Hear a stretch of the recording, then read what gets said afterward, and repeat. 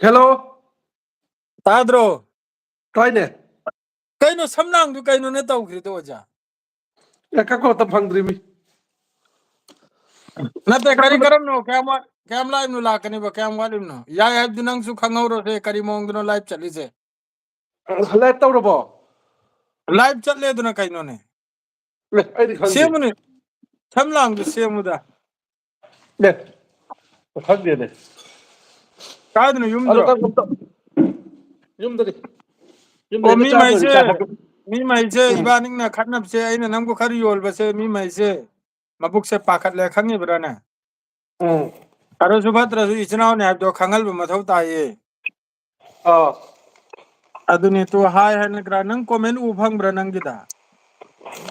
Có bên ô khang gì? Adum habi ganu fajali fam na khoi mayam support to bevsi ju yam bani khangi brane ma malai À, bai se yam na kan ra kador ni tungda cái đó. Cái là bikhari hay hay yawre bro. ne bro MD cái đó cái hay bên này. bikhari yawre ne Fajullah bro hari bro Pikhari cho bên mà tôi nói đi.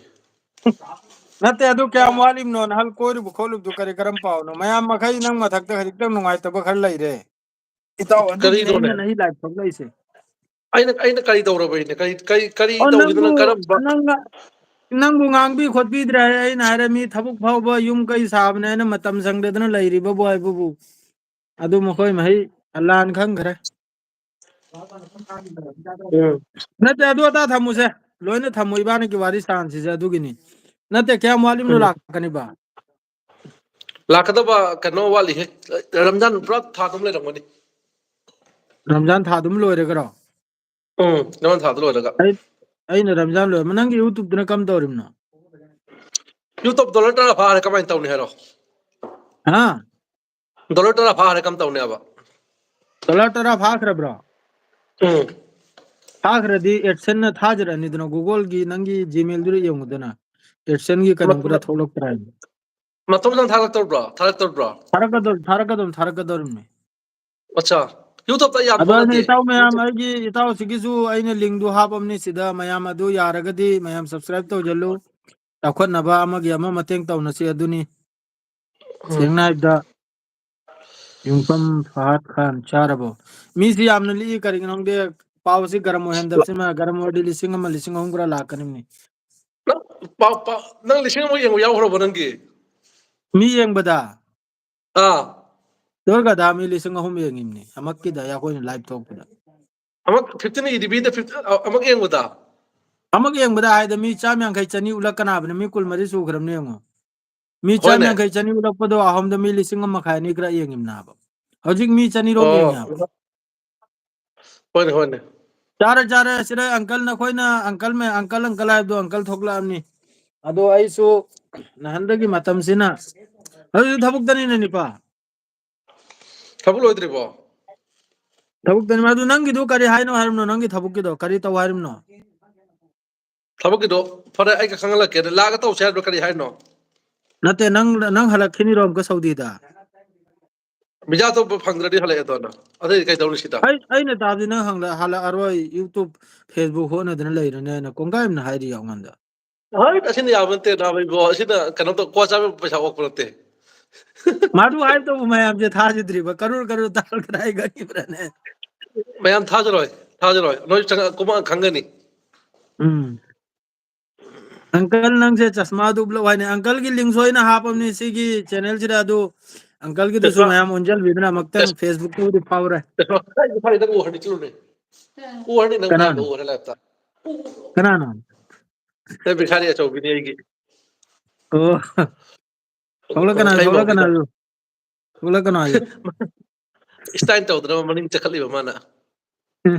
वो आउद्रे ने पूरा तांदल गुमजा लो O hodra mammi maning chai gi karo loidri al. Finishing loidri light lang da di phutil lang tin ching da wali ye. Adru jum jinga करी no chok ना tri yamna. करी ना बाव जिक्ता उरी से Bathroom ga da di chak thong mo semi mi. और फरे लोई द्रिब्रा ने Loidri asi bo loy o ya so la ni ko pu kip tuna aduna letina ma sem da la ni chang hare hom chang hare da di rong tai be pesa okte si okte ngamde marak chu makha rong tai no ꯃꯊꯪꯒꯤ ꯄꯩꯁꯥ ꯈꯔ ꯇꯥꯜꯂꯒ ꯑꯂꯥꯟ ꯍꯥꯏꯗ ꯊꯝꯕ ꯅꯥꯄꯤ ꯌꯦꯛꯄꯤꯗ꯭ꯔꯗꯤ ꯈꯔ ꯇꯥꯜꯂꯒ ꯑꯗꯨꯒ ꯀꯩꯅꯣ ꯇꯧꯅꯤ ꯑꯃꯨꯛꯀ ꯐꯨꯇꯤꯜ ꯀꯛꯀꯅꯤ ꯃꯗꯨ ꯑꯩꯅ ꯁꯣꯝꯗꯕꯨꯗꯤ ꯋꯥꯗꯨꯕꯨꯗꯤ ꯌꯥꯠꯂꯥꯕꯅꯦ ꯊꯕꯛꯀꯤꯗꯣ ꯈꯪꯉꯤꯕ꯭ꯔꯥꯅꯦ ꯎꯝ ꯑꯗꯨ ꯃꯣꯏꯅ ꯍꯥꯏꯔꯤꯕꯅꯕꯨ ꯂꯥꯛꯑꯒ ꯍꯥꯏꯅꯕ꯭ꯔꯥ ꯀꯩꯅꯣ ꯇꯧꯁꯦꯅꯦ ꯑꯩꯉꯣꯟꯗ ꯍꯥꯏꯌꯕꯅꯦ ꯑꯗꯨ ꯑꯩꯁꯨ ꯂꯥꯛꯑꯒ ꯑꯩ ꯉꯥꯏꯕꯅꯤ ꯂꯥꯛꯑꯒ ꯅꯪ ꯂꯥꯛꯑꯒꯅꯦ ꯍꯥꯏꯅ ꯎꯝ ꯈꯣꯠꯅꯕꯒꯤꯗꯣ ꯀꯗꯥꯏꯗ ꯇꯨꯡꯗꯁꯨ ꯌꯥꯏ ꯌꯥꯏ ꯀꯐꯥꯂꯥꯗꯨ ꯂꯧꯕ ꯌꯥꯅꯤ ꯍꯥꯏꯕ ꯃꯣꯏ ꯉꯝꯒꯅꯤ ꯍꯥꯏꯅ ꯑꯗꯨꯒꯤ ꯎꯝ ꯑꯗꯨꯗ ꯅꯪ ꯑꯠꯆꯥ ꯅꯍꯥꯟ ꯀꯥꯏꯗꯅꯣꯅꯦ ꯀꯣꯏꯔꯨꯕꯗꯣ ꯍꯥꯞꯐ꯭ꯔꯣꯉꯅꯤꯗ ꯁꯨꯝ ꯃꯦꯃꯣꯔꯤ ꯑꯃ ꯑꯣꯏꯅꯕ ꯁꯨꯝ ꯀꯣꯏꯔꯨꯔꯤꯃꯤꯗ ꯑꯗꯨ ꯅꯠꯇꯦꯅꯦ ꯃꯅꯤꯄꯨꯔꯒꯤ ꯃꯤ ꯃꯌꯥꯝ ꯂꯥꯛꯑꯦ ꯍꯥꯏꯕꯗꯣ ꯂꯥꯏ ꯂꯥꯏ ꯃꯅꯤꯄꯨꯔꯒꯤ ꯑꯩꯈꯣꯏꯒꯤ ꯏꯆꯤꯟ ꯏꯅꯥꯎ ꯑꯪꯀꯜ ꯃꯌꯥꯝ ꯑꯅꯤ ꯂꯥꯛꯏ ꯆꯥꯛ ꯆꯥꯔꯕ꯭ꯔꯥ ꯑꯪꯀꯜ ꯑꯅꯤ ꯆꯥꯛ ꯆꯥꯔꯦ ꯑꯪꯀꯜ ꯑꯅꯤꯃꯛꯁꯨ ꯆꯥꯛ ꯆꯥꯔꯦ ꯆꯥꯔꯦ ꯆꯥꯔꯦ ꯑꯩ ꯆꯥꯔꯦ ꯆꯁꯃꯥ ꯌꯥꯎꯗꯕꯁꯤ ꯑꯪꯀꯜꯁꯤ ꯃꯒꯨꯟ ꯑꯃ ꯋꯥꯠꯂꯦ ꯍꯥꯏꯌꯨꯕ꯭ꯔꯣ ꯆꯁꯃꯥ ꯌꯥꯎꯗꯕꯁꯤ ꯃꯒꯨꯟ ꯑꯃ ꯋꯥꯠꯂꯦ ꯍꯥꯏꯌꯦ ꯂꯩꯗꯤ ꯂꯩꯕꯖꯥꯠꯅꯤ ꯄꯨꯊꯣꯔꯛꯀꯦ ꯍꯧꯖꯤꯛ ꯉꯥꯏꯈꯣ ꯑꯪꯀꯜ ꯀ꯭ꯋꯥ ꯃꯆꯦꯠ ꯑꯃ ꯆꯥꯈꯤꯒꯦ ꯅꯪ ꯋꯥꯔꯤ ꯁꯥꯗꯅ ꯑꯃꯨꯛ ꯆꯁꯃꯥꯒ ꯀ꯭ꯋꯥ ꯃꯆꯦꯠ ꯑꯃ ꯆꯥꯔꯛꯈꯤꯒꯦ ꯆꯥꯎꯕ ꯑꯪꯀꯜ ꯀ꯭ꯋꯥ ꯃꯆꯠ ꯑꯃ ꯇꯞꯄ ꯆꯪꯈ꯭ꯔꯦ ꯑꯗꯨ ꯃꯌꯥꯝ ꯑꯗꯨꯝ ꯂꯩꯕꯤꯌꯨ ꯑꯪꯀꯜꯁꯦ ꯑꯩꯅ ꯍꯟꯗꯛꯀꯤ ꯑꯩꯅ ꯐꯪꯅꯗꯅ ꯋꯥꯔꯤꯗꯣ ꯑꯗꯨꯝ ꯁꯥꯅꯕ ꯅꯝꯃꯤ ꯃꯥꯗꯣ ꯑꯩꯁꯨ ꯊꯕꯛꯇꯣ ꯈꯤꯇꯪ ꯆꯤꯜꯂꯦ ꯍꯧꯖꯤꯛꯁꯨ ꯕꯣꯔꯇꯃꯥꯟꯗ ꯑꯩ ꯊꯕꯛ ꯆꯤꯜꯂꯤꯕꯅꯤ ꯈꯪꯉꯤꯕ꯭ꯔꯥꯅꯦ ꯁꯤ ꯃꯒꯨꯟ ꯑꯃ ꯋꯥꯠꯂꯦ ꯍꯥꯏꯌꯨꯕ꯭ꯔꯣ ꯎꯞꯆꯔꯛꯆꯅꯤ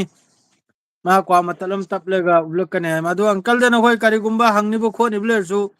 ꯍꯪꯂꯣ ꯍꯥꯏꯔꯣꯗꯅ ꯑꯪꯀꯜꯗ ꯅꯍꯥꯟꯗꯗꯤ ꯑꯪꯀꯜꯗꯨ ꯊꯣꯛꯂꯛꯇ꯭ꯔꯦ ꯋꯥ ꯑꯃ ꯉꯥꯡꯂꯛꯇ꯭ꯔꯦ ꯍꯥꯏꯅ ꯅꯈꯣꯏ ꯃꯌꯥꯝ ꯇꯧꯔꯤ ꯍꯧꯖꯤꯛꯇꯤ ꯑꯩꯅ ꯄꯨꯗꯅ ꯂꯥꯛꯑꯝꯅꯤ ꯍꯪꯍꯧꯔꯣ ꯃꯇꯨꯡꯗ ꯉꯥꯡꯅꯗ꯭ꯔꯁꯨ ꯑꯩꯒꯤꯗꯤ ꯅꯨꯃꯤꯠ ꯆꯨꯞꯄ ꯆꯩꯅꯔꯁꯨ ꯐꯨꯅꯔꯁꯨ ꯕꯦꯔꯥ ꯂꯩꯇꯦ ꯅꯈꯣꯏ ꯃꯍꯩꯒꯤ ꯅꯨꯡꯉꯥꯏꯇꯕꯗꯨꯁꯨ ꯍꯪꯍꯧꯔꯣ ꯀꯔꯤꯒꯨꯝꯕꯁꯨ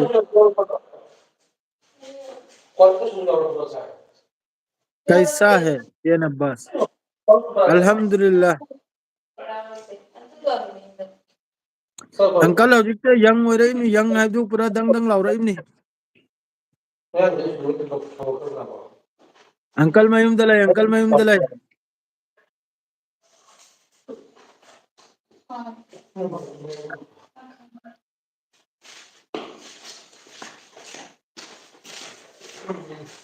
ꯃꯥꯏꯁꯨ ꯃꯌꯨꯝ ꯃꯀꯩꯁꯦ ꯁꯥꯕꯅꯦ ꯍꯥꯏꯅ ꯃꯥꯁꯨ ꯋꯥꯔꯦꯅꯦꯍꯦ ꯃꯥꯁꯨ ꯃꯌꯨꯝ ꯃꯀꯩꯁꯨ ꯍꯣꯠꯅꯕꯅꯦ ꯍꯥꯏꯅꯅꯦ ꯌꯥꯝ ꯊꯤꯅ ꯋꯥꯔꯕ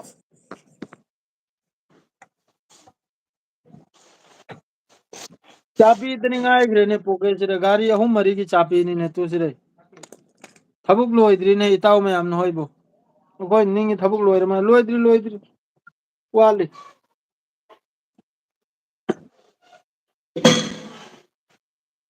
ꯕ꯭ꯔꯣꯁꯨ ꯌꯨꯝꯗ ꯂꯩꯕ꯭ꯔꯥ ꯑꯩꯗꯤ ꯌꯨꯝꯗ ꯂꯩꯇꯦ ꯑꯩ ꯂꯥꯛꯇ꯭ꯔꯤꯗꯅ ꯑꯪꯀꯜ ꯍꯥꯟꯅ ꯆꯠꯂꯤꯕꯅꯤ ꯑꯪꯀꯜ ꯆꯠꯄ ꯂꯣꯏꯔꯒ ꯑꯩ ꯑꯃꯨꯛ ꯆꯠꯀꯗꯧꯔꯤꯕꯅꯤ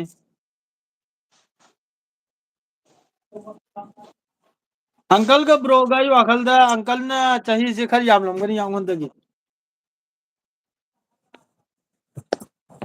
ꯑꯩꯅ ꯅꯍꯥꯟꯅꯤꯌꯦ ꯈꯪꯗꯦ ꯑꯗꯨꯁꯨ ꯃꯥ ꯊꯣꯛꯂꯛꯑꯁꯅꯨ ꯀ꯭ꯋꯥ ꯃꯇꯠ ꯑꯃ ꯃꯥ ꯆꯥꯒꯦ ꯍꯥꯏꯅ ꯆꯥꯛ ꯆꯥꯔꯒ ꯆꯪꯈꯔꯤ ꯊꯣꯛꯆꯔꯛꯑꯅꯤ ꯁꯤꯒꯤ ꯚꯤꯗꯤꯑꯣꯁꯨ ꯎꯔꯒ ꯑꯃꯨꯛꯀ ꯑꯆꯥꯛꯄ ꯀꯣꯡꯒꯥꯏ ꯑꯃꯅꯗꯤ ꯆꯥꯛꯇꯅ ꯀꯥꯗꯅ ꯂꯣꯏꯈ꯭ꯔꯅꯤꯗꯣ ꯑꯩ ꯈꯪꯉꯦꯕ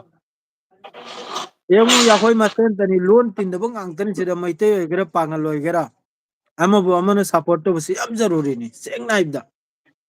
ꯑꯃꯕꯨ ꯑꯃꯅ ꯁꯞꯄꯣꯔꯠ ꯇꯧꯕꯁꯦ ꯌꯥꯝꯅ ꯖꯔꯨꯔꯤꯅꯤ ꯑꯪꯀꯜ ꯑꯣꯏꯒꯦꯔꯥ ꯑꯩ ꯑꯣꯏꯒꯦꯔꯥ ꯑꯇꯩ ꯃꯤ ꯑꯣꯏꯒꯦꯔꯥ ꯑꯩꯈꯣꯏꯅꯁꯨ ꯆꯠꯇꯕꯤꯗ ꯁꯞꯄꯣꯔꯠ ꯇꯧꯔꯤꯕꯅꯤ ꯑꯇꯩ ꯃꯤꯗꯁꯨ ꯏꯁꯥ ꯆꯦꯟꯅꯦꯜ ꯃꯥꯗ꯭ꯔꯦꯗꯤ ꯆꯥꯝꯃ ꯉꯥꯡꯂꯛꯄꯗꯅꯦ ꯑꯐꯕ ꯋꯥ ꯑꯣꯏꯔꯗꯤ ꯑꯩꯈꯣꯏ ꯂꯣꯏꯅꯃꯛꯁꯨ ꯁꯞꯄꯣꯔꯠ ꯇꯧ ꯌꯥꯕ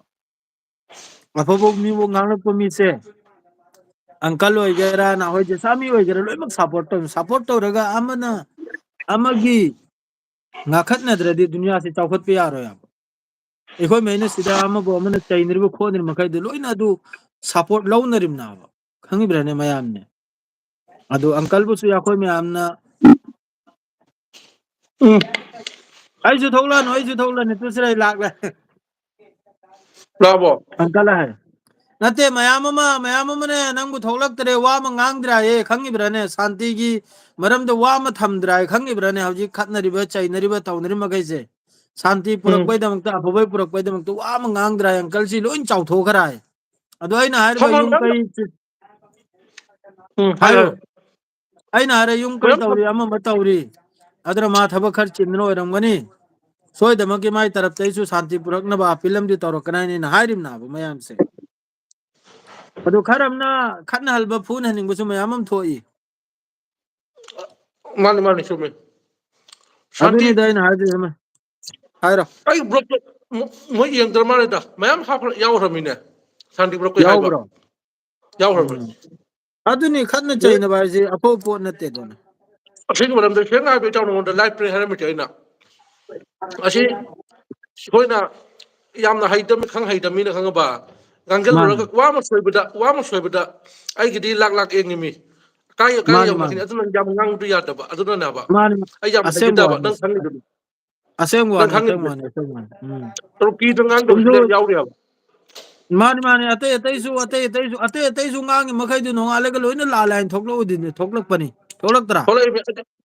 आई मी ngang du आई चिनाव नि लोन माप तौबीने बा खंगबा माने माने जहामी अतोप कम्युनिटी में जहाम ngang बदा सोई हिम लेगती बेराने बा यामना इस याम साथिन बेरानी आइगी मिद्रे आइना वारक चबा याइबा अतोप जात अमदा आइना वारक उरेगा अलालबो ओरमदि अदु तुंगदु याम बेरा कारकनाबा माने अदुने याम खंग हाइजे अदुना सुम आइना फागी तौना जोकार तौदना नखोय नखली दुनि अतैदी माने माने माने माने तू हम्म करी करनो कमेंट से नहीं हम तुम पास है नहीं करीनो चारी दो ये नंग सु पादरो अंकल कमेंट है नोन कमेंट थोक पाई दो पाई जा थोय थोय अंकल दो सैल्यूट हाय हाय नो ब्रो है हायरक हायरक हायु हायरक वायरिम नि ना अब नंगो हाय रा हाय रा के ब्रो सावया दे फाइजल कदो क्वास लो के सैल्यूट थोरो ओ मोगी नते नंगी इंटरनेट तू कम तौरिम नामे कदो कदो ने कोई करी कौया जो सिरे याम नुंगाई याम कम नुंगाई तो स्पीड फबरो अस फजी लेफ्ट गाउनी खोइसे नते वीडियो अपलोड करक तो बगरा मी चामा नि येंगे से जी मी लिसिंग मरुम येंगे फजन मी चले लिसिंग में येंगे अब जी मी चात्रे लो में येंगे ओ अब ओ याम नुंगाई वीडियो अपलोड तौबा खोट नत लोइना लेप लागता अब फरवर पाइदने चली नत्रा लेफ्ट अंकल तू वीडियो मक्ता लो थु वाई करिगिनो खंगदे नंगबु ए टू बी अमतंग सुम तौरगे स्टाइल अमतंग तौरमुदना अदुम नते दना या दे मसम या लिंगी है नतम लिंगी करा मसम से कक्तर मारे नो जानंग न तौरी जे मसम लेते अदुना ने नंग लाकपदा कैमरा दो पाइरो ओय ओ पायला के नंग लाकपदा नसम लाकपदा हम दरी कैमरा दो पोहल के करे दिमागी लेंस लौनिम नाब होय होय ओय पुरके अदो अत दैदी मोय कम तौरम नो कसाडू शांति रे करिनो आप कसा सातिनी नहा दुबी यामना मांगरे ने बाइक का थौबा एक्सीडेंट तौबा अदैदी नो हप्ता हम एक्सीडेंट अमल हिम थोई अद्रैदी अचा अथक की अमा अखोगी अथकपा अचाबा दुगिदी कम तौरम नो दोमदा अदो अदो सम मांगरे नहा दुबी सुट पिपा सही कतरा मोटा फाबा शेखर मपुम जल्दी इखोय मांगदन सिगरेट थई बे थई नते अतो मफोल मरांग दो हरबा अदुदी इखोय लाम तौनै मी मसक खंगी अदो लामना इखोय दु हलबा इमांग तौब्रा दो तौनु यावदी मैम लई अंकल नंगबु अमिताभ माले आए अदो खुलमदने हम्म हम्म ang tren pa sum lek thoi edu ki chap sin do ओ चाप सिंह को खुल खुदिंगी लाई रे ना खोई draw सुनत्रो khul khuding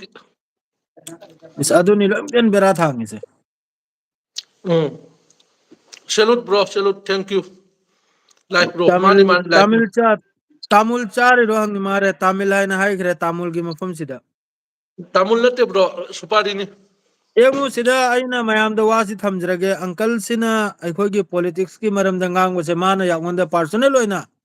phone तौरगा uncle ने ओंदा हाइजरे मा पॉलिटिक्स की मरम दा हौजिक थोक निरपसी की मरम दा मा ngang हाइबसे यामना हाइजदे ने यागोंदा हाइरे इको हाइरक पोय मतुंग दनि नैने लाइव थोकले से चुमद्रो अंकल ने हारसे mani अदुगी नैने लाइव थोकले से करे दी माय मथक्ता मयामना नुंगाई तबले बिदो सेंगदोक चरम गायना माय हैबुबु अदुम कॉमेडी माद्रेदी सऊदी अरब ते कम तौरगा थबुक सूरी अदरेदी अखोय दुरा हौजिक करी मोंगना अदु हलबई ना मागी चैनल से मागी फेसबुक पेज से हाँ अंकल चुमद्रदी चुमदे हारो chumi अदुदा मयामना अखोय मयामना पुलपना सपोर्ट तौबीदना मतमद्रसु ꯍꯧꯔꯛꯄꯗꯒꯤꯁꯨ ꯃꯥ ꯁꯤꯒꯨꯝꯕ ꯄꯣꯂꯤꯇꯤꯛꯁ ꯑꯗꯩꯗꯤ ꯂꯥꯟꯒꯤ ꯑꯃ ꯃꯁꯤꯒꯤ ꯃꯔꯝꯗ ꯃꯥ ꯉꯥꯡꯖꯗꯦ ꯁꯦꯡꯅ ꯍꯥꯏꯕꯗ ꯃꯥ ꯍꯥꯏꯕꯨ ꯃꯌꯥꯏꯗ ꯂꯩꯕ ꯃꯤꯅꯤ ꯃꯥ ꯑꯃꯒꯤꯁꯨ ꯐꯠꯇꯕ ꯉꯥꯡꯗꯕ ꯑꯐꯕꯁꯨ ꯉꯥꯡꯗꯕ ꯑꯗꯨꯝ ꯑꯐꯕꯗꯤ ꯇꯥꯛꯂꯝꯕ ꯁꯤ ꯇꯧ ꯁꯤ ꯍꯩꯔꯗꯤ ꯇꯧꯒꯅꯨ ꯉꯥꯡꯒꯦꯍꯥꯏꯅ ꯑꯗꯨ ꯍꯩꯔꯗꯤ ꯑꯩꯉꯣꯟꯗ ꯉꯥꯡꯒꯗꯕ ꯐꯖꯅ ꯃꯥꯅ ꯍꯩꯇꯕ ꯁꯦꯡꯅ ꯍꯥꯏꯔꯛꯈ꯭ꯔꯦ ꯑꯩꯒ ꯐꯣꯟ ꯇꯧꯅꯕꯩ ꯃꯇꯨꯡꯗ ꯑꯩꯅ ꯑꯪꯀꯜꯗ ꯂꯣꯏꯅꯃꯛ ꯍꯪꯂꯦ ꯑꯪꯀꯜ ꯀꯔꯤ ꯀꯔꯤꯅꯣ ꯃꯌꯥꯝ ꯁꯥꯎꯅ ꯃꯥꯅ ꯐꯖꯅ ꯑꯩꯉꯣꯟꯗ ꯍꯥꯏꯔꯛꯂꯦ ꯌꯦꯡꯉꯨ ꯏꯇꯥꯎ ꯑꯩꯗꯤ ꯁꯤꯅꯤ ꯑꯩꯗꯤ ꯁꯤꯒꯨꯝꯕꯩ ꯚꯤꯗꯤꯑꯣ ꯁꯦꯝꯖꯕꯅꯤ ꯁꯤꯒꯨꯝꯕꯩ ꯃꯔꯝꯁꯤꯗ ꯑꯩ ꯈꯪꯁꯨ ꯈꯪꯖꯗꯦ ꯑꯩ ꯍꯥꯏꯕꯁꯨ ꯍꯩꯖꯗꯦ ꯃꯗꯨ ꯑꯩꯅ ꯍꯥꯏꯔꯒ ꯑꯃꯨꯛꯀ ꯈꯔ ꯑꯃ ꯅꯨꯡꯉꯥꯏꯈꯤꯅꯤ ꯈꯔ ꯑꯃ ꯍꯔꯥꯎꯒꯅꯤ ꯑꯃꯨꯛꯀ ꯈꯔ ꯑꯃ ꯍꯔꯥꯎꯒꯅꯤ ꯈꯔ ꯑꯃ ꯅꯨꯡꯉꯥꯏꯈꯤꯅꯤ ꯑꯗꯨ ꯑꯩ ꯊꯣꯛꯍꯟꯅꯤꯡꯗꯦ ꯑꯗꯨ ꯅꯣꯏ ꯊꯣꯛꯄ ꯅꯣꯏ ꯍꯥꯏꯔꯣ ꯍꯥꯏꯅ ꯄꯩꯁꯥꯗꯨꯁꯨ ꯃꯥꯅ ꯃꯗꯨ ꯑꯐꯕꯩ ꯂꯝꯕꯤꯗꯨꯗꯤ ꯃꯥꯅꯁꯨ ꯑꯗꯨꯝ ꯇꯥꯛꯂꯛꯀꯅꯤ ꯑꯩꯉꯣꯟꯗ ꯍꯥꯏꯔꯛꯏ ꯑꯪꯀꯜꯅ ꯑꯗꯨꯒꯤ ꯅꯍꯩꯒꯤ ꯂꯥꯏꯐꯁꯦ ꯊꯣꯛꯂꯛꯑꯒꯅꯦ ꯐꯦꯁ ꯇꯨ ꯐꯦꯁ ꯃꯥꯒꯤ ꯑꯌꯥꯄꯣꯠꯇꯣ ꯑꯗꯨ ꯃꯌꯥꯝꯗꯩ ꯂꯧꯖꯔꯤꯁꯤꯅꯤ ꯑꯩꯅ ꯅꯠꯇ꯭ꯔꯣ ꯑꯣꯖꯥ ꯃꯥꯅꯤ ꯃꯥꯅꯤ ꯆꯨꯝꯃꯤ ꯀꯔꯤꯒꯤ ꯍꯥꯏꯗꯤ ꯈꯪꯗ꯭ꯔꯦꯒ ꯍꯦꯛꯇ ꯄꯉꯥꯡ ꯉꯥꯡꯕ ꯌꯥꯗꯕꯁꯦ ꯆꯥꯝꯃꯦꯁꯨ ꯑꯗꯨꯅꯤ ꯑꯩꯅ ꯍꯥꯏꯗꯣ ꯅꯉꯣꯟꯗ ꯑꯗꯨꯅꯕ ꯃꯥꯅ ꯉꯥꯡꯗ꯭ꯔꯤꯁꯦ ꯌꯥꯈꯣꯏꯅꯃꯛ ꯈꯖꯤꯛꯇꯪ ꯑꯇꯩ ꯑꯇꯩꯗꯤ ꯑꯃ ꯑꯃꯗ ꯌꯦꯡꯕ ꯊꯤꯕ ꯈꯣꯠꯄꯅꯤꯅ ꯑꯗꯨꯝ ꯉꯥꯡꯊꯣꯛꯈ꯭ꯔꯁꯨ ꯕꯦꯔꯥ ꯂꯩꯇꯥꯕ ꯃꯥꯒꯤꯗꯤ ꯍꯧꯖꯤꯛ ꯃꯌꯥꯝ ꯑꯃ ꯌꯦꯡꯉꯤꯕꯅꯤ ꯚꯤꯗꯤꯑꯣ ꯑꯃ ꯊꯥꯡꯒꯠꯄꯗ ꯃꯤ ꯂꯥꯈ ꯑꯃ ꯑꯅꯤ ꯌꯦꯡꯉꯤꯕꯅꯤ ꯑꯗꯨꯅ ꯋꯥꯍꯩ ꯑꯃ ꯁꯣꯏꯈ꯭ꯔꯗꯤ ꯑꯁꯤꯅ ꯌꯥꯝꯅ ꯇꯨꯡꯗ ꯐꯠꯇꯕ ꯊꯣꯛꯂꯛꯀꯅꯕ ꯅꯠꯇ꯭ꯔꯣ ꯑꯣꯖꯥ ꯃꯥꯅꯤ ꯑꯗꯨꯒꯤꯅꯤ ꯃꯥꯅ ꯃꯌꯥꯝꯗ ꯀꯩꯅꯣꯝ ꯇꯧꯖꯔꯛꯏꯗꯣ ꯑꯗꯣ ꯎꯝ ꯑꯪꯀꯜꯁꯤ ꯁꯥꯎꯗꯤ ꯆꯠꯂꯔꯣꯏꯗ꯭ꯔꯣ ꯕ꯭ꯔꯣ ꯅꯪꯕꯨ ꯁꯥꯎꯗꯤ ꯆꯠꯂꯔꯣꯏꯔ ꯍꯪꯉꯤꯌꯦ ꯆꯠꯀꯅꯤ ꯕ꯭ꯔꯣ ꯁꯤꯗ ꯀꯔꯤ ꯆꯥꯅꯤ ꯍꯥ ꯆꯠꯇ꯭ꯔꯕꯗꯤ ꯈꯥꯅꯥꯄꯔꯥꯗꯒꯤꯅꯤ ꯖꯤꯌꯥ ꯈꯥꯟ ꯍꯥꯏꯔꯤꯁꯦ ꯈꯥꯅꯥꯄꯔꯥꯁꯤ ꯒꯧꯍꯥꯇꯤ ꯅꯠꯇ꯭ꯔꯣ ꯒꯨꯍꯥꯇꯤ ꯆꯠꯄ ꯁꯣꯏꯃꯥꯟ ꯌꯧꯗ꯭ꯔꯤꯉꯩꯗ ꯑꯍꯥꯟꯕ ꯐꯪꯕꯗꯣ ꯅꯪꯕꯨ ꯑꯃꯨꯛꯇ ꯌꯥꯏꯔꯤꯄꯣꯛꯇ ꯂꯥꯛꯑꯣ ꯍꯥꯏꯅ ꯍꯦ ꯅꯥꯕ ꯌꯥꯏꯔꯤꯄꯣꯛ ꯎꯝ ꯆꯠꯅꯤꯡꯉꯤꯗꯀꯣ ꯕ꯭ꯔꯣ ꯅꯪ ꯃꯅꯤꯄꯨꯔ ꯆꯠꯂꯨꯗꯦꯅꯦ ꯃꯅꯤꯄꯨꯔ ꯆꯠꯇ꯭ꯔꯤ ꯖꯤꯔꯤꯕꯥꯎ ꯆꯠꯂꯦ ꯀꯔꯤꯒꯤꯅꯣ ꯃꯅꯤꯄꯨꯔꯗ ꯑꯗꯨ ꯃꯅꯤꯄꯨꯔꯒꯤ ꯃꯤ ꯃꯌꯥꯝ ꯂꯥꯛꯂꯝꯃꯦ ꯍꯥꯏꯔꯗꯨꯅ ꯀꯗꯥꯏꯗ ꯂꯥꯛꯂꯝꯃꯤꯅꯣ ꯑꯩꯗꯤ ꯂꯥꯛꯏꯃꯤ ꯌꯨꯝꯗ ꯌꯨꯝꯗ ꯑꯣꯖꯥ ꯅꯍꯩ ꯃꯤ ꯑꯃ ꯑꯃꯗꯤ ꯆꯥꯛ ꯆꯪꯉꯔꯣꯏꯍꯦ ꯏꯕꯥꯅꯤꯒꯤ ꯂꯥꯏꯐꯁꯤ ꯎꯔꯒ ꯀꯔꯤꯒꯤ ꯅꯪ ꯑꯩ ꯇꯨꯡꯗ ꯍꯥꯏꯔꯛꯀꯦ ꯎꯝ ꯈꯪꯕ꯭ꯔꯥ ꯀꯅꯥꯅꯣ ꯍꯥꯏꯅ ꯍꯥꯏꯔꯛꯎꯅꯦ ꯍꯣꯔꯥꯏꯅ ꯂꯦꯜꯅꯤ ꯍꯥꯏꯕ ꯒꯔꯥꯛꯇꯣ ꯌꯥꯎꯔꯤꯕ꯭ꯔꯣ ꯑꯗꯨꯗ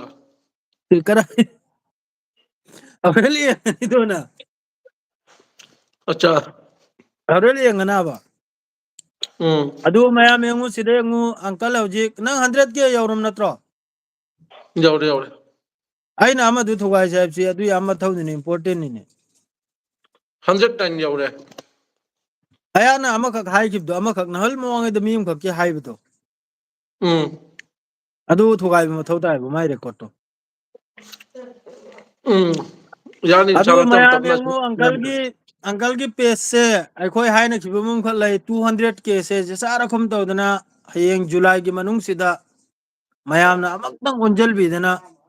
ꯑꯩꯈꯣꯏ ꯀꯁꯥꯔꯂꯣꯝꯕꯨꯗꯤ ꯌꯥꯝ ꯁꯥꯊꯤꯅ ꯋꯥꯠꯂꯤ ꯁꯕꯁꯀ꯭ꯔꯥꯏꯕꯔꯁꯦ ꯁꯦꯡꯅ ꯍꯥꯏꯕꯗ ꯑꯗꯩꯗꯤ ꯕꯪꯒ꯭ꯂꯥꯗꯦꯁ ꯂꯣꯝꯒꯤꯁꯨ ꯌꯥꯝ ꯁꯥꯊꯤꯅ ꯋꯥꯠꯂꯤ ꯃꯗ꯭ꯔ ꯇ꯭ꯔꯤꯄꯨꯔꯥꯔꯣꯝꯗ ꯂꯩꯔꯤꯕ ꯑꯩꯈꯣꯏ ꯃꯩꯇꯩ ꯄꯥꯉꯜ ꯃꯩꯇꯩ ꯏꯆꯤꯟ ꯏꯅꯥꯎ ꯃꯈꯩꯅ ꯎꯝ ꯍꯦꯛꯇꯪ ꯁꯞꯄꯣꯔꯠ ꯇꯧꯕꯤꯔꯗꯤ ꯑꯩꯈꯣꯏꯁꯤ ꯇꯨꯡꯗ ꯑꯁꯤꯅ ꯀꯥꯟꯅꯕꯁꯨ ꯑꯣꯟꯊꯣꯔꯛꯀꯅꯤ ꯑꯁꯦꯡꯕꯃꯛꯇ ꯅꯠꯇ꯭ꯔꯣ ꯑꯣꯖꯥ ꯃꯥꯅꯤ ꯑꯗꯣ ꯃꯌꯥꯝ ꯑꯃꯨꯛꯇꯪ ꯑꯣꯟꯁꯤꯜꯂꯒ ꯄꯦꯖ ꯍꯥꯏꯁꯨ ꯁꯞꯄꯣꯔꯠ ꯇꯧꯕꯤꯔꯣ ꯌꯨꯇꯨꯕ ꯆꯦꯅꯦꯜꯗꯨꯁꯨ ꯂꯤꯡ ꯑꯩꯅ ꯍꯥꯞꯄꯤꯔꯕꯅꯤ ꯁꯤꯗ ꯑꯗꯨꯒ ꯃꯌꯥꯝ ꯑꯃꯨꯛꯇꯪ ꯁꯞꯄꯣꯔꯠ ꯇꯧꯕꯤꯔꯣ ꯑꯗꯨꯒ ꯇꯨꯡꯗ ꯑꯩꯈꯣꯏꯅꯁꯨ ꯌꯣꯟ ꯅꯝꯖꯔꯛꯄꯗꯣ ꯑꯋꯥ ꯑꯅꯥ ꯂꯩꯔꯤꯗꯅ ꯃꯥꯅꯤ ꯑꯗꯨꯒꯨꯝꯕꯗꯤ ꯑꯩꯈꯣꯏꯅ ꯁꯣꯏꯗꯃꯛꯀꯤ ꯇꯧꯅꯤ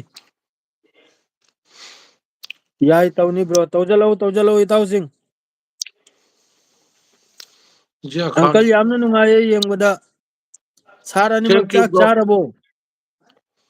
ꯆꯥꯛ ꯆꯥꯔꯦ ꯑꯅꯤꯃꯛꯁꯨ ꯆꯥꯔꯦ ꯁꯥꯔ ꯍꯥꯏꯅ ꯈꯔ ꯍꯥꯏꯖꯤꯜꯂꯛꯀꯦ ꯑꯩ ꯃꯅꯥꯛꯀꯤ ꯍꯣꯇꯦꯜ ꯆꯠꯇ꯭ꯔꯕꯣ ꯅꯥꯕ ꯆꯠꯂꯨꯔꯦ ꯃꯥꯗꯨꯗꯩꯗꯤ ꯃꯗꯨꯏ ꯃꯌꯥꯡꯗꯨ ꯅꯨꯡꯁꯤꯔꯛꯇ꯭ꯔꯦ ꯆꯥꯎꯊꯣꯛꯄ ꯑꯃ ꯇꯧꯈꯠꯂꯛꯂꯦ ꯈꯪꯉꯤꯕ꯭ꯔꯥ ꯅꯪ ꯍꯥꯟꯅ ꯐꯔꯝꯕꯗꯣ ꯍꯥꯟꯅ ꯐꯔꯝꯕꯗꯣ ꯌꯥꯝ ꯁꯥꯡꯕꯗꯤ ꯎꯝ ꯇꯣꯛꯈ꯭ꯔꯤꯕ ꯍꯟꯗꯛ ꯈꯔꯅꯤꯇꯅꯤ ꯉꯥꯏꯔꯦ ꯇꯣꯛꯈ꯭ꯔꯤꯁꯦ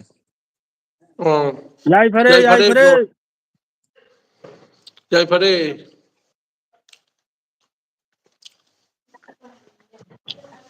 ꯃꯦꯁꯦꯖ ꯃꯌꯥꯝꯁꯦ ꯑꯗꯨꯝ ꯄꯥꯎꯅꯦ ꯅꯥꯕ ꯑꯩ ꯃꯅꯤꯄꯨꯔꯗ ꯅꯤ ꯁꯥꯔꯦ ꯊꯦꯡꯀ꯭ꯌꯨ ꯕ꯭ꯔꯣ ꯕ꯭ꯔꯣ ꯁꯥꯔ ꯈꯔ ꯍꯥꯏꯗ꯭ꯔꯦꯅꯦ ꯑꯩꯈꯣꯏ ꯁꯥꯔ ꯅꯠꯇꯦꯗ ꯑꯩꯈꯣꯏ ꯃꯤꯆꯝꯅꯤꯗ ꯕꯔꯨꯟ ꯍꯥꯏꯔꯤꯃꯤ ꯊꯦꯡꯀ꯭ꯌꯨ ꯕ꯭ꯔꯣ ꯑꯗꯨꯅꯤ ꯃꯗꯨ ꯑꯩꯈꯣꯏ ꯀꯅꯥꯝꯇ ꯇꯥꯏꯅꯅꯤꯡꯗꯦ ꯁꯦꯡꯅ ꯍꯥꯏꯕꯗ ꯍꯧꯖꯤꯛꯀꯤ ꯖꯣ ꯋꯥꯊꯣꯛ ꯊꯣꯛꯏꯉꯩꯁꯤ ꯑꯩꯈꯣꯏꯗꯤ ꯁꯔꯀꯥꯔꯕꯨ ꯇꯥꯏꯅꯅꯤꯡꯉꯤ ꯆꯨꯝꯕ꯭ꯔꯥ ꯆꯨꯝꯗ꯭ꯔꯥ ꯑꯣꯖꯥ ꯃꯥꯅꯤ ꯄꯥꯕ꯭ꯂꯤꯛꯇꯤ ꯑꯩꯈꯣꯏ ꯄꯥꯕ꯭ꯂꯤꯛꯅꯤ ꯑꯩꯈꯣꯏ ꯂꯣꯏꯅ ꯑꯩꯈꯣꯏ ꯃꯁꯦꯜ ꯄꯕ꯭ꯂꯤꯛꯅꯥꯕ ꯉꯥꯛꯇꯅꯤ ꯖꯦꯁꯥ ꯑꯦꯛꯁꯟꯁꯤ ꯄꯥꯜꯂꯤꯕ ꯅꯤꯡꯊꯧꯗꯨꯅ ꯂꯧꯐꯝ ꯊꯣꯛꯑꯦꯕ ꯃꯥꯅꯤ ꯑꯗꯨ ꯁꯤꯗ ꯑꯃꯕꯨ ꯑꯃꯅ ꯇꯥꯏꯅꯔꯒ ꯀꯩꯁꯨ ꯀꯥꯟꯅꯕ ꯅꯠꯇꯦ ꯁꯔꯀꯥꯔꯒꯤ ꯐꯦꯂꯤꯌꯔꯅꯤ ꯁꯦꯡꯅ ꯍꯥꯏꯕꯗ ꯑꯗꯨ ꯈꯛꯇꯅꯤ ꯑꯗꯨꯏ ꯃꯔꯝꯗ ꯋꯥꯁꯦ ꯑꯇꯩ ꯅꯩꯅꯔꯔꯣꯏꯁꯦ ꯑꯪꯀꯜ ꯌꯥꯎꯕꯁꯤꯗ ꯑꯩꯇ ꯑꯗꯨꯝ ꯅꯩꯅꯖꯔꯒꯦ ꯑꯗꯨꯏ ꯃꯔꯝꯗ ꯃꯥꯒꯤ ꯑꯗꯨꯝ ꯑꯇꯩ ꯚꯤꯗꯤꯑꯣ ꯁꯦꯝꯃꯤꯗꯣ ꯃꯌꯥꯝꯅ ꯑꯗꯨꯝ ꯁꯞꯄꯣꯔꯠ ꯇꯧꯕꯤꯌꯨ ꯆꯥꯔ ꯁꯦꯂꯨꯠꯁꯤ ꯐꯩꯖꯜ ꯈꯥꯟꯁꯤ ꯁꯦꯂꯨꯠ ꯄꯥꯝꯕ ꯃꯥꯜꯂꯦ ꯑꯝꯇꯪ ꯁꯦꯂꯨꯠꯇꯨ ꯑꯃꯨꯛ ꯇꯧꯔꯣ ꯄꯥꯏꯁꯤ ꯄꯥꯏ ꯑꯗꯨꯒ ꯂꯣꯏꯁꯤꯜꯂꯁꯤ ꯑꯩꯁꯨ ꯆꯠꯂꯒꯦ ꯑꯣꯖꯥ ꯑꯩꯁꯨ ꯃꯇꯝꯁꯤ ꯌꯧꯈ꯭ꯔꯦ ꯍꯌꯦꯡ ꯐꯖꯅ ꯐꯔꯦ ꯒꯟꯇꯥ ꯑꯃꯔꯣꯝ ꯒꯟꯇꯥ ꯑꯅꯤꯔꯣꯝ ꯊꯕꯛ ꯀꯣꯡꯕ ꯅꯨꯃꯤꯠ ꯑꯝꯗ ꯋꯥꯔꯤꯗꯨ ꯁꯥꯟꯅꯔꯁꯤ ꯍꯣꯏ ꯍꯣꯏ ꯍꯣꯏ ꯐꯖꯅ ꯅꯣꯏ ꯅꯪꯅꯁꯨ ꯀꯩꯅꯣ ꯈꯪꯅꯦ ꯁꯦꯂꯨꯠ ꯇꯧꯒꯦ ꯕ꯭ꯔꯣ ꯑꯍꯨꯝꯗ ꯇꯧꯔꯣꯅ ꯐꯖꯅ ꯁꯦꯂꯨꯠꯇꯣ ꯑꯝꯇꯪ ꯇꯧꯊꯣꯛꯈ꯭ꯔꯣ ꯑꯍꯨꯝꯒꯤ ꯂꯥꯟ ꯂꯣꯏꯈ꯭ꯔꯕꯣ ꯀꯝꯕ ꯑꯍꯨꯝꯒꯤ ꯂꯥꯟ ꯂꯣꯏꯗ꯭ꯔꯤꯗ ꯂꯥꯟꯒꯤ ꯄꯥꯎ ꯈꯔ ꯄꯤꯕ ꯉꯝꯗꯦꯅꯦ ꯊꯕꯛ ꯆꯤꯟꯕꯅ ꯅꯥꯕ ꯑꯆꯥ ꯑꯠꯆꯥ ꯀꯔꯤ ꯕ꯭ꯔꯣ ꯃꯌꯥꯝꯁꯤꯡ ꯈꯨꯆꯤꯟꯅꯣꯅꯦ ꯅꯥꯕ ꯌꯨꯇꯨꯕ ꯆꯦꯅꯦꯜꯗ ꯂꯣꯏꯅ ꯌꯦꯡꯂꯤꯕ ꯃꯤ ꯄꯨꯝꯅꯃꯛꯄꯨ ꯃꯩꯇꯩ ꯄꯥꯉꯜ ꯌꯨꯇꯨꯕ ꯆꯦꯅꯦꯜꯒꯤ ꯌꯦꯡꯂꯤꯕ ꯄꯨꯝꯅꯃꯛꯄꯨ ꯑꯪꯀꯜꯅ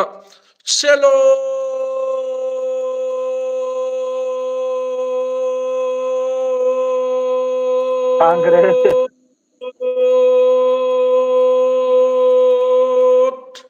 ꯁꯦꯂꯨꯠ ꯇꯧꯖꯔꯤ ꯕ꯭ꯔꯣ ꯃꯌꯥꯝꯁꯤꯡ